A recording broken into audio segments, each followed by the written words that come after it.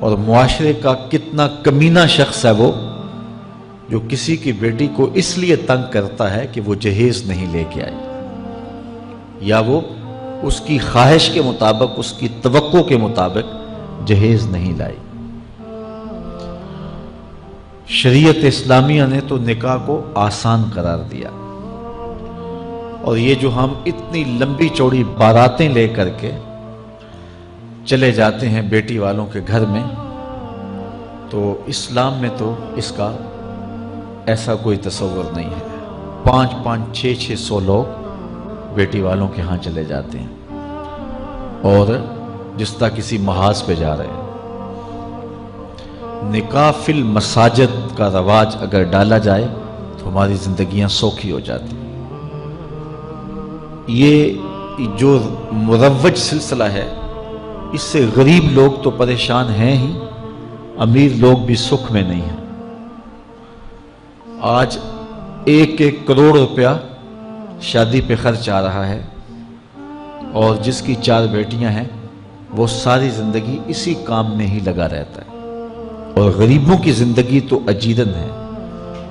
غریب کی بیٹیاں سگڑ ہیں، سمجھدار ہیں، سنجیدہ و متین ہیں، پڑھی لکھی ہیں، خوبصورت ہیں، لیکن ان کے رشتے قبول اس لیے نہیں کیے جا رہے کہ ان کے پاس دینے کے لیے کچھ نہیں ہے۔ اور اب ایک سلسلہ چلا جہیز فنڈ کا اور اجتماعی شادیوں کا، تو شاید کسی کے لیے اس میں تسکین ہو، لیکن میں تو ایک مرتبہ ایسی تقریب میں گیا ہوں تو دکھی ہو کے آیا ہوں۔ ہر شخص کا اپنا مزاج ہوتا ہے، مختلف تنظیمات، مختلف لوگ غریب بچیوں کی اجتماعی شادیاں کر رہے ہیں، تو میں ایک تقریب میں مجھے کھینچ کے کچھ لوگ لے گئے۔ میں نے کہا مجھے تجربہ تو نہیں ہے، لیکن مجھے لگتا ہے کہ میرے لیے تکلیف کا سامان ہوگا، اور دوست جس مقصد کے لیے مجھے لے کے جا رہے ہیں تو ان کا مقصد بھی پورا نہیں ہوگا۔ ایسا ہی ہوا، ایک ہال میں 15 سے 20 بچیاں تھیں، اور دوسری جانب 15 سے 20 بچے تھے، اور ان کے مہمان، ان کا ہجوم تھا، اور اسٹیج کے اوپر جو کرسیاں لگی تھیں ان پر مخیر حضرات بیٹھے ہوئے تھے جنہوں نے سرمایہ لگایا اور جہیز فنڈ دیا، اور تنظیم کے لوگ آ کے اپنی کارکردگی بیان کر رہے تھے۔ تو آخر میں انہوں نے مجھے کہا کہ ہم آپ سے کچھ سننا چاہتے ہیں، تو میں نے بیٹھے بیٹھے کہا کہ میں دعا کر دیتا ہوں، لیکن ان کا اصرار بڑا، تو میں نے مائک پہ آ کے کہا کہ انسان کی زندگی میں 3 موقع ہوتے ہیں جس دن وہ مہمان خصوصی ہوتا ہے، اور سب لوگوں کی نظر اسی کے چہرے پہ ہوتی ہے۔ ایک جب وہ پیدا ہوتا ہے تو کالا کلوٹا بھی ہو تو ساری بستی اس کا منہ دیکھنے آتی ہے، اور اسے بہنیں چاند کہہ کے پکارتی ہیں، چاہے اس کا رنگ گہرا سیاہ کیوں نہ ہو۔ دوسرا موقع انسان پر اس وقت آتا ہے جب وہ دولہا بنتا ہے، تو سارے لوگ اسی کو دیکھتے ہیں، اور وہ نگاہوں کا مرکز ہوتا ہے، اور چیف گیسٹ وہی ہوتا ہے۔ اور تیسرا وقت اس کے اوپر تب آتا ہے جب وہ چٹا لٹھے کا لباس پہنتا ہے، تو سارا شہر اس کا منہ دیکھنے آتا ہے۔ تو میں نے کہا ان غریب لوگوں سے آج تم نے یہ حق بھی چھین لیا۔ آج مخیر حضرات کو اوپر بٹھایا اور ان کو نیچے بٹھایا ہوا ہے، اس لیے کہ یہ غریب ہیں، اور کسی کے چہرے کے اوپر میں نے کہا خوشی کے آثار نہیں نظر آ رہے، اداسیاں ہیں، اور اتنے لوگوں کو ان کی غربت کا گواہ بنا رہے۔ ایک دم سکوت طاری ہو گیا حال پر، چونکہ مجھ سے وہ کچھ ایسی باتیں سننا چاہ رہے تھے جس سے ان کو داد ملتی۔ میں نے کہا تمہارے جذبے اپنی جگہ پہ، لیکن کاش کے رات کے اندھیرے میں ان بیٹیوں کے ماں باپ کو تم نے کچھ پیش کیا ہوتا، اور یہ اپنے گھر سے رخصت ہوتی تو عرش والا رب بڑا راضی ہوتا۔ لیکن برا کرے نمائش کا کہ ہم نے ان بیٹیوں کا تماشا لگا دیا۔ میں ایک شہر میں گیا تو وہاں آج کل وہ پہلے تھا نا عمرے کے ٹکٹ محفل نعت میں، تو آہستہ آہستہ مجمع سمٹ گیا، تو اب ایک نیا سلسلہ شروع ہوا ہے کہ جہیز کی پرچیاں نکالی جائیں گی۔ تو اسی سال آپ کے قرب میں ایک جگہ 10 کے 15 جہیز فنڈ تھے، تو مجھے خطاب کرنے کے لیے انہوں نے کہا، تو بڑے شوق سے منتظم محفل نے بتایا کہ 15 بچیوں کا جہیز بھی نکالا جائے گا، اور اس پردے کے پیچھے ہزاروں بچیاں بیٹھی ہوئی ہیں۔ تو میں نے اپنی گفتگو میں کہا کہ یہ ظلم نہ کرو، یہ زیادتی نہ کرو، تمہارے پاس 100 لوگوں کا کھانا ہے تو 500 لوگوں کو نہ بلاؤ کہ تم قرعہ اندازی کر کے 100 آدمیوں کو کھانا دے دو اور 400 آدمیوں کو کہو کہ تمہارا نام نہیں نکلا۔ تمہارے پاس 100 کا کھانا ہے تو 100 کو ہی پردے سے بلاؤ اور ان کو کھانا کھلا دو۔ میں نے کہا 10,000 بیٹیاں اس پردے کے پیچھے بیٹھی ہیں آپ کے بقول، اور آپ ان میں سے چند کو قرعہ اندازی کے ذریعے جہیز فنڈ دے رہے ہیں۔ ہر پرچی پہ 10,000 بیٹی کا دل دھڑکے گا کہ شاید میرے مقدر جاگ پڑے اور غموں کی سیاہ رات ختم ہو گئی، لیکن جب آخری پرچی کے بعد اعلان کیا جائے گا کہ قرعہ اندازی مکمل ہو گئی، تو کتنی بیٹیاں گھروں میں جب واپس جا رہی ہوں گی تو تم نہیں جانتے ان کے قدم کتنے بوجھل ہوں گے، اور رسول اللہ کا میلاد ہو اور بیٹیاں آنسو بہاتی ہوئی جائیں۔ تو میں نے کہا تم خوشیاں خریدنے لگے تھے، غم خرید لیے تم نے، خوشیاں بانٹنے لگے تھے، غم بانٹ لیے تم نے۔ تو یہ زیادتی نہ کرو، یہ جو رواج پڑ رہا ہے یہ اپنی نمائش کے لیے، خدا را آگے تم نے عمرے کے ٹکٹ بانٹے، بہت کچھ کیا لوگوں کو اکٹھا کرنے کے لیے، اور کیا کیا رنگ اپنائے گئے۔ میں نے کہا وہ اچھا تھا، چلو مجھے اس پر بھی بات ہے، لیکن چلو میں نہیں کرتا، لیکن یہ ظلم نہ کیا جائے کہ محافلات میں مجمع اکٹھا کرنے کے لیے جو ہے وہ غریبوں کی بچیاں بلا کر کے، تو 10 کو آپ دے کے باقیوں کہیں کہ معذرت ہمارے پاس اتنا ہی تھا۔ تو آپ کے پاس 100 کا کھانا ہے، 100 کا پانی ہے، تو 500 پیاسوں کو نہ بلائیں، 500 بھوکوں کو نہ بلائیں، 100 کو ہی بلا کر کے پردے سے جو ہے وہ ان کی مدد کریں۔ تو میں یہ کہتا ہوں کہ ہم جہیز فنڈ دینے کی بجائے، یہ جب تک یہ حالات ختم نہیں ہوتے، ہمیں خفیہ طور پہ یہ بھی کرنا چاہیے، لیکن ساری قوم ادھر لگ گئی ہے، تو اس کی بجائے ہمارے علماء کو، ذمہ دار کو، یہ مختلف چینلز کے اوپر یہ جو ٹاکنگ ہوتی ہے اس پہ گفتگو ہونی چاہیے کہ اس رسم کو ختم کیا جائے اور معاشرے کی تربیت کی جائے کہ بیٹیوں کا رشتہ اس لیے قبول کیا جائے کہ وہ دیندار ہیں، وہ پردے دار ہیں، وہ سگڑ ہیں، وہ پڑھی لکھی ہیں اور ان کے اخلاق اچھے ہیں، یہ معیار بنایا جائے، دولت کو معیار نہ بنایا جائے۔ اس طرح معاشرے پس جائیں گے اور معاشرے کے پلے کچھ بھی نہیں بچے گا۔ اور آج اندازہ نہیں ہے ہم کو کہ جس کی بیٹیاں گھر کی دہلیز پہ جوان ہے، اس کی زندگی کتنی کٹھن گزر رہی ہے۔ کوٹھے تے چڑھ ویخ فریدا تے گھر کر بلدی اگ، میں جاتا دل دکھی میرا پر دکھی سارا جگ۔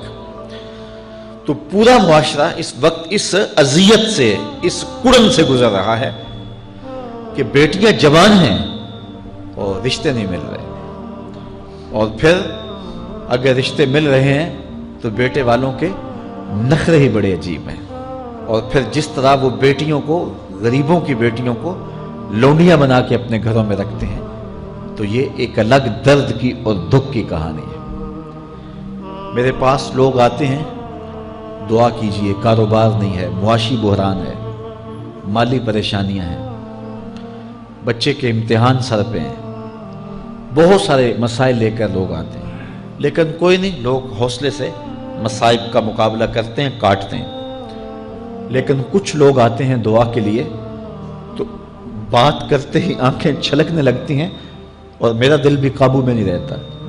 لوگ کہتے ہیں کہ حضرت دعا کرو، بیٹی سسرال میں دکھی ہے، اللہ سکھ دے دے۔ تو میں دعا بھی کرتا ہوں، لیکن میں تنہائی میں جا کے روتا ہوں کہ اس درد کا مداوع کیا ہے، اس دکھ کا علاج کیا ہے، اور معاشرہ تیزی سے اس تکلیف کی طرف بڑھ رہا ہے۔ اور طلاق کی شرح بھی جو ہے وہ بڑھتی چلی جا رہی ہے۔ میرے پاس ایک دن ایک صاحب آئے، ساتھ ان کی بیوی تھی، اور میں انہیں جانتا ہوں، عزت دار لوگ تھے۔ تو انہوں نے کہا کہ ہم آپ سے کوئی تنہائی میں بات کرنا چاہتے ہیں۔ تو ان کے اپنے عزیز تھے، بیٹیاں اس شخص کی زیادہ ہیں، اپنے عزیزوں میں شادی کر دی۔ تو اس وقت انہوں نے طے کر لیا کہ کوئی بات نہیں، ہم جہیز نہیں لیتے۔ لیکن وہ باپ بلک بلک کے مجھے کہہ رہا تھا کہ کتنے دنوں سے میری بیٹی گھر آ کے بیٹھی ہوئی ہے، اور وہ کہتے ہیں کہ اتنی دیر واپس نہ آنا جب تک تیرا جہیز پورا نہیں ہو جائے گا۔ میں کہتا ہوں کتنا صفاق معاشرہ ہو گیا ہے اور کتنے کٹھن حالات ہو گئے ہیں۔ تو جب معاشرہ اس کیفیت میں چلے جائے تو پھر انارکی پھیلتی ہے اور معاشرے پھر قائم نہیں رہتے۔ تو کتنی باپ کی دہلیز پر بوڑھی ہونے والی بیٹیاں، ان کی سسکیاں، ان کی آہیں اور ان کی چیخیں اس معاشرے کو بے چین کی ہوئی ہیں۔ تو امیر لوگوں کی ذمہ داری ہے کہ وہ غریبوں کے دکھ بانٹ لیں۔ اللہ تعالیٰ ارشاد فرماتا ہے کہ فکو رقبہ او اطعام فی یوم ذی مسغبہ، کسی پھنسے ہوئے کی گردن چھڑانا یہ بڑی نیکی ہے۔ تو اس وقت غریب کی بیٹیوں کا رشتہ کوئی قبول نہیں کرتا۔ اگر کوئی نوجوان اور اگر کوئی سرمایہ دار غریبوں کی بیٹیاں قبول کر لے تو یہ اس کی مہربانی ہوگی، اور اگر یہ نہیں کر سکتا تو کم از کم ان بیٹیوں کی شادیوں کا اہتمام کیا جائے، لیکن یہ مہربانی کی جائے کہ غریبوں کی بچیوں کو نمائش گاہ میں نہ کھڑا کیا جائے اور ان کی غربت کا تماشا نہ بنایا جائے۔ رات کی تنہائی میں ان کے ماں باپ کی خدمت کی جائے تاکہ وہ اپنی بیٹیوں کو عزت سے اٹھا سکیں۔ میرے حضور نے ارشاد فرمایا وَرَجُلٌ تَصَدَّقَ بِصَدَقَةٍ فَأَخْفَاهَا حَتَّى لَا تَعْلَمَ شِمَالُهُ مَا تُنْفِقُ يَمِينُهُ، جس شخص نے تنہائی میں خیرات کی کہ دائیں ہاتھ نے جو خرچ کیا بائیں کو پتہ بھی نہ چلا، قیامت کے دن جب کوئی سایہ نہیں ہوگا اللہ اس شخص کو اپنے عرش کا ٹھنڈا سایہ عطا فرمائے۔ تو یہ جو اجتماعی شادیوں کا ماحول ہے، تو اگر اس کو ہم اس میں تبدیل کر لیں کہ غریبوں کی عزت نفس مجروح نہ ہونے پائے، تو اللہ تعالیٰ یہ توفیق نصیب فرمائے اور معاشرے کے اندر ایسے لوگ نکلیں جو معاشرے کے دکھ بانٹتے ہیں۔ اور علماء کو منبر و محراب سے زوردار آواز اٹھانی چاہیے کہ یہ جو رسم پیدا ہو گئی ہے جہیز کی، اور اس کے بغیر بیٹیاں گھر سے رخصت نہیں ہو سکتی ہیں، تو اس کو ختم کیا جائے اور اس کے خلاف عملی جہاد کیا جائے، اور اس کے لیے امیر لوگ نمونہ بنیں۔ غریب لوگ تو نمونہ بن نہیں سکتے، مشکل ہے ان کے لیے، لیکن امیر لوگ اگر نمونہ بنیں تو وہ بن سکتے ہیں اور معاشرے کے اس ناسور کو ختم کیا جا سکتا ہے، اور غریبوں کی بیٹیاں عزت سے اپنے پیا گھر سدھار سکتی ہیں، اور ان کو جو ہے ان کے ماں باپ کو تسکین کی اور چین کی نیند آ سکتی ہے۔ آج میں نے نکاح کے حوالے سے بہت ساری باتیں کرنی تھی، لیکن عنوان ادھر چلا گیا چونکہ یہ ایک سلگتا ہوا مسئلہ ہے اور ہمارے معاشرے کو کاٹ رہا ہے اور توڑ رہا ہے۔ ایک تو گھروں کی دہلیز پہ بیٹیاں بوڑھی ہو رہی ہیں، اور دوسرا شرع طلاق جو ہے وہ بڑھتی چلی جا رہی ہے۔ اس حوالے سے میں زیادہ لمبی گفتگو نہیں کرتا، صرف دو چار باتیں کہ طلاق اگرچہ مرد کا شرعی حق ہے، اور اگر نباہ نہ ہوتا ہو تو طلاق دینا ناگزیر ہو جائے تو طلاق دینا ہی پڑتا ہے، لیکن اس کے باوجود اگر کوئی شخص اپنی بیوی کو برداشت کرتا رہے تو قیامت کے دن رب کی رحمتوں کا حقدار ہوگا۔ جائز کاموں میں جو سب سے ناپسندیدہ امر ہے وہ طلاق ہے، اور جب کوئی شخص طلاق دیتا ہے اللہ کا عرش بھی ہلنے لگ جاتا ہے۔ امرأہ مردودہ اس خاتون کو کہتے ہیں جس کے شوہر نے اس کو طلاق دے دی اور وہ اس قابل نہیں ہے کہ اس کا دوبارہ نکاح ہو سکے.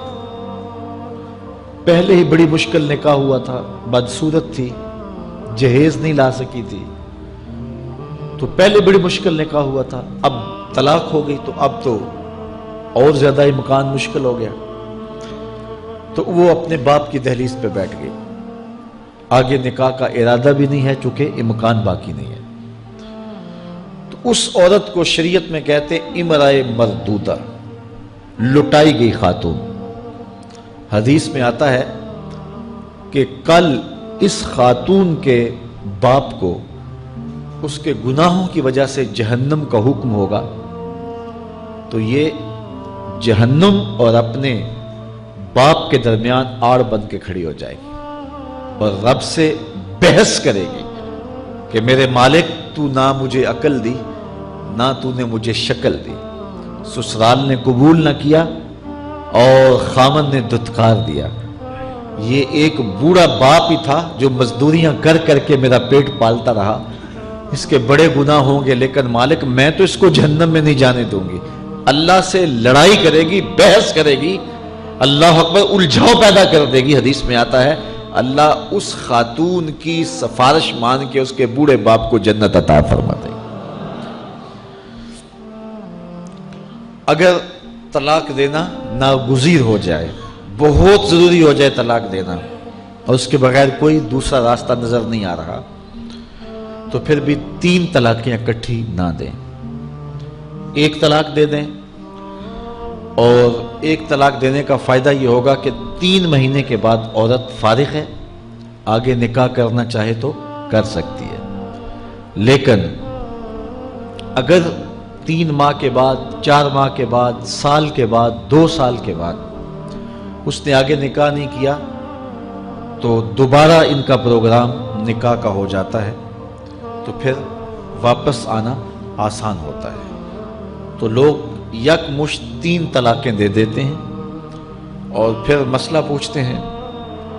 تو چونکہ ہمارے یہاں کثرت احناف کی ہے اور واضح احکام جو شریعت کے ہیں وہ 3 اکٹھی طلاقیں اگرچہ ناپسند ہیں لیکن 3 طلاقیں اکٹھی 3 ہی ہو جاتی ہیں. تو پھر اس کے بعد اپنا مسلک بدلنے کی کوشش کرتے ہیں یا جو ہے وہ ایسے لوگوں سے فتویٰ دیتے ہیں جن کا یہ فتویٰ نہیں ہے اور ایک عجیب الجھن میں مبتلا ہو جاتے ہیں. اس لیے اگر ناگزیر ہو جائے طلاق دینا تو پھر بھی 1 طلاق دینی چاہیے. جو 3 طلاقوں سے حاصل ہوگا عورت سے الگ ہونا وہ 1 طلاق سے ہی حاصل ہوگا. اور 1 طلاق بھی طہر کی حالت میں دینا چاہیے، عالم حیض میں نہیں، چونکہ ان دنوں کے اندر مرد کا رجحان عورت کی طرف زیادہ ہوتا ہے. اس لیے شریعت نے طہر میں طلاق دینے کا حکم دیا ہے اگر کوئی طلاق دینا چاہے. لیکن اگر کوئی حیض میں طلاق دے دے تو پھر بھی طلاق ہو جائے گی. 3 اکٹھی دے دیں پھر بھی طلاق ہو جائے گی. لیکن 1 طلاق اور وہ بھی طہر میں اگر دی جائے، ہاں مہینے کے وقفے کے بعد دی جائے تو پھر بھی موقع موجود ہوتا ہے. تو عمومی طور پہ لوگ 3 طلاقیں اکٹھی دے کے بعد میں پریشان ہوتے ہیں کیونکہ طلاق دینے کے بعد پھر پوزیشن سوچ کی اور گمان کی اور ہوتی ہے. تو یہ ضروری باتیں تھیں. کار ما آخر شدو آخر ز ما کار نشد.